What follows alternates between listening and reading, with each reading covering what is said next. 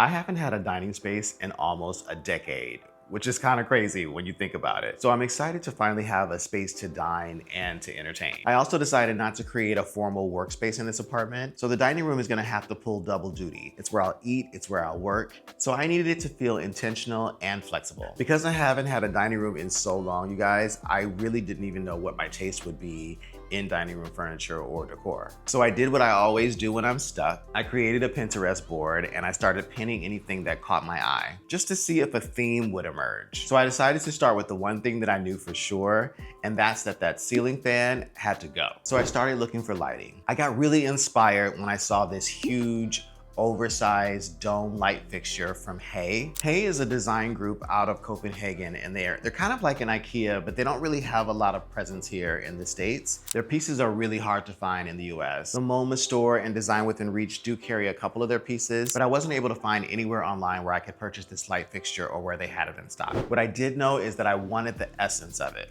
Bold, but in a familiar shape, with a scale that gives it an unexpected twist. I lucked out.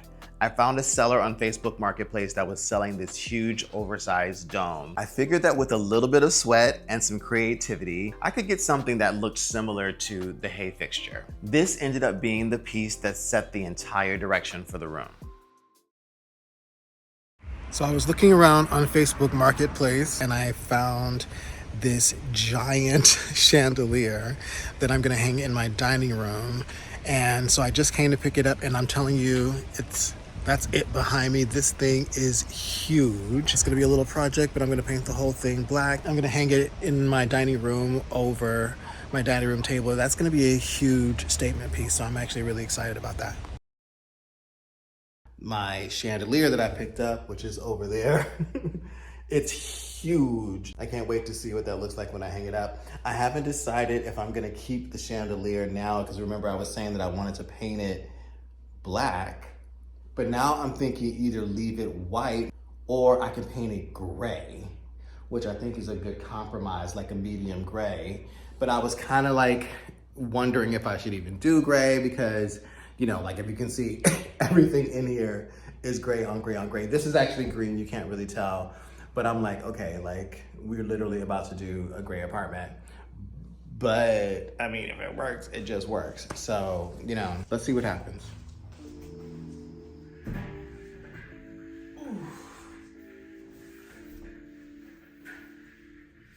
So I tried to hold it up to get a visual, but when I tell you that I almost broke my neck. Like, what was I even thinking?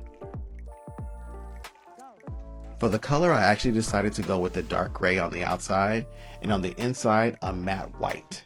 You can see right now it has a gold interior, and I want this to be white. So I'm gonna spray paint the inside of this white first, and then I'm gonna do the outside. I don't know what I was thinking trying to do this project inside my apartment, but I was trying to avoid doing it outside so that my neighbors would be all up in my business. So just roll with me for a minute and embrace my delusion until I realize that it's not gonna work. I did like the way that the white was coming out though. Those fumes were fierce. I quickly had to take this project outside.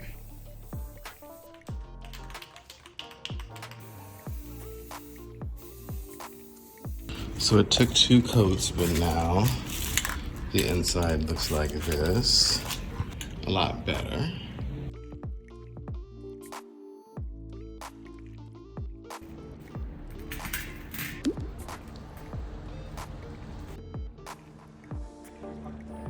I definitely got some interesting looks from my neighbors, and I'm sure they were trying to figure out what the heck I was doing.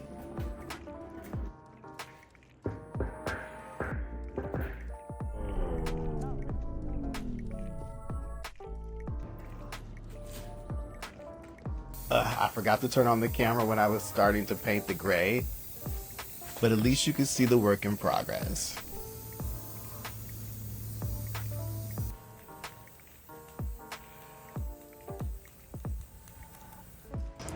Okay, so I have finished spraying it. It's a little glossier than it probably will be once it dries. I'm gonna leave it for an hour and come back for it.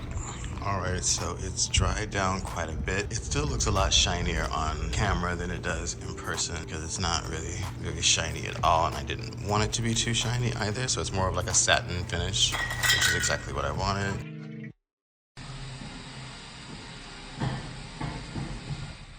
So the electrician is here, and we are, you can kind of hear him drilling, in the process of trying to get this big light up onto the wall.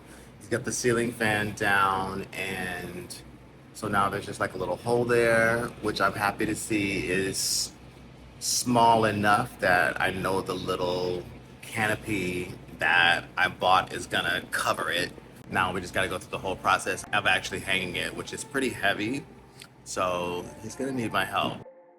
It took some work and we definitely broke a sweat, but the ceiling fan is out. I love the way the light fixture turned out.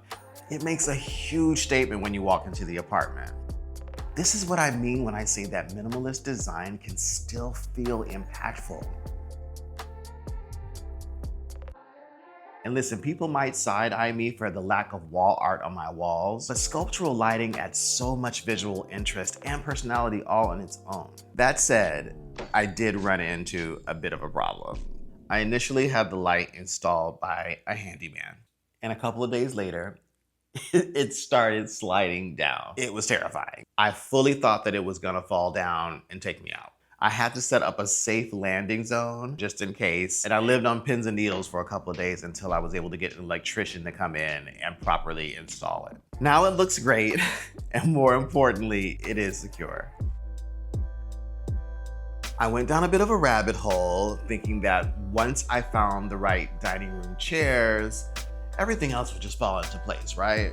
I assumed that I would end up with wooden chairs, but I decided to keep an open mind. That said, I did make a bit of an impulse purchase. This is completely unplanned, but I was looking at some chairs on Facebook Marketplace, some CB2 chairs, and it's crazy because I saw someone that was selling 2 of the chairs, and then I found a seller that was selling 1 of the chairs. And I was like, okay, I need 4 chairs. And so I was shopping around on Marketplace trying to find the 4th chair. And randomly I saw someone that was selling a dining room table, and they had the 4 chairs. And so I reached out like, hey, like, are you selling those chairs? And they were like, yeah, I'll sell you the chairs. So anyway, long story short, in like 5 minutes of back and forth conversation, we ended up arranging for them to come over tonight and deliver the chairs. So not only am I getting the chairs at a good price, but they're also being delivered by the seller, so that means I don't have to like hire a truck dude or whatever. So that worked out really well. So they're about to come now. I don't even have a dining room table yet, but I'm gonna have some chairs, and I'm also gonna have my chandelier that I picked up. Editing Tony here, and I'm popping in because as I was editing, I noticed that you will see the unfinished light fixture from the previous segment in this segment. Unfortunately, there was some overlap in the timeline, and I believe I received the chairs the night before I painted the light fixture. For the sake of storytelling, I decided to keep everything in chapters, so I do recognize that the chronology of it all is off. Yes, I noticed, and yes, we're rolling with it. Thank you for understanding. Chandelier that I picked up, which is over there. So the seller dropped off the chairs and they were able to deliver, which was really a good thing. And they look good, I think. I mean, I like the chairs, right? You know, I like the chairs, but for some reason in person they were starting to look a little witchy. You know what I mean? Like it was giving like a Nightmare Before Christmas look, or like the material from Elphaba's dress in Wicked. I don't know. I guess we'll see. And for the record, I do not recommend that you buy your chairs first when you're designing a dining room. Once I had them, I found myself looking for a table that worked with the chairs instead of a table that I genuinely loved. I hesitated on a few great pieces because I wasn't 100% sure it would work with the chairs. And if you know anything about shopping on Facebook Marketplace, you know that hesitation means that you might miss out. Spoiler alert, I love the chairs now, but it took for the entire room to come together for me to be 100% confident about them. More on that later. As I mentioned earlier, I was so focused on finding something that would work with the chairs that I kept stalling. I'd find tables on Marketplace and save them, but then I'd overthink it, hesitate, and of course they would sell before I even had a chance to make a decision. I hadn't really considered metal or glass at first, but one day I got inspired and I started pinning metal and glass tables to my Pinterest board. Once I get in that flow, I will usually go back and forth between my Pinterest board and Marketplace just to see if I find anything that lines up with that inspiration. And sure enough, I found a really simple frosted glass table with metal legs that I thought would work. The seller was really communicative and we were able to seal the deal pretty quickly. I've had the dining chairs for a minute now, but I have not had a table. So I'm getting ready to go look at a table that I saw on Facebook Marketplace. As you can see back there, I got the chandelier that's just been chilling, and it actually is even more awkward when I have people over because I have my living room all like set up over here and it's all like comfy and cozy, but they come in and there's no table where my dining chairs are. So I have been having a vision for what I wanted for this table for a while, and I just either A, haven't found it, or B, haven't found an alternative in my budget. So this table that I'm gonna go look at, it's very simple, but I think that I can get the kind of vision that I was looking for from it. It's at a really good price on Facebook Marketplace, so even if it doesn't end up being the table, it's a really good now table, I think, for now. But let's just see even how it looks. I just got in my car, and the other piece that I'm gonna have to really think about as well is whether or not it's gonna fit in my car. So we're gonna find out as well. So that's gonna be a piece also. So I don't know, let's see.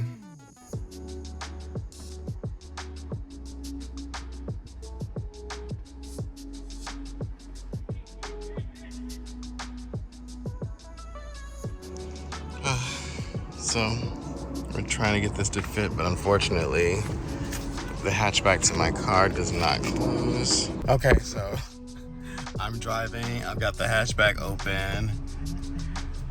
The table is in, but I'm like literally also holding it at the same time because I'm just so scared.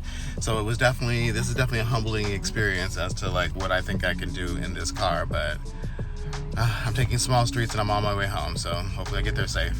Okay, so shockingly, I did make it home. So like now the next move is to see if I can get the damn thing out of the car and into my apartment.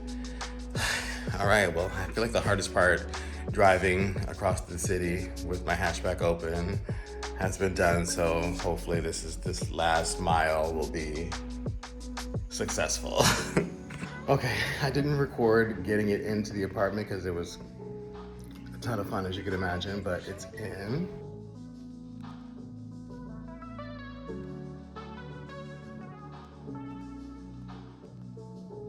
And I think it looks pretty good. I'm just gonna center up the other chairs so that I can get the full vision.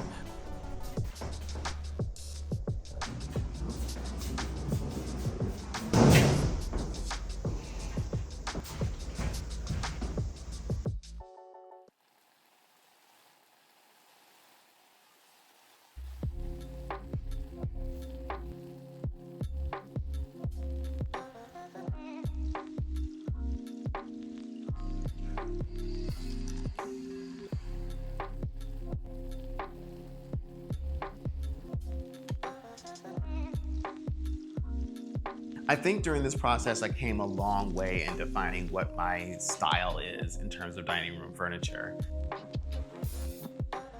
I'm happy to have a space where I can eat, I can work, and I can entertain. Listen, I'm so happy that I have a space here to share this experience with you. And if you're into apartment decor, marketplace finds, and all of the above, continue to follow this journey as I decorate the rest of my apartment. Like and subscribe and do all of the things. I'll see you on the next video.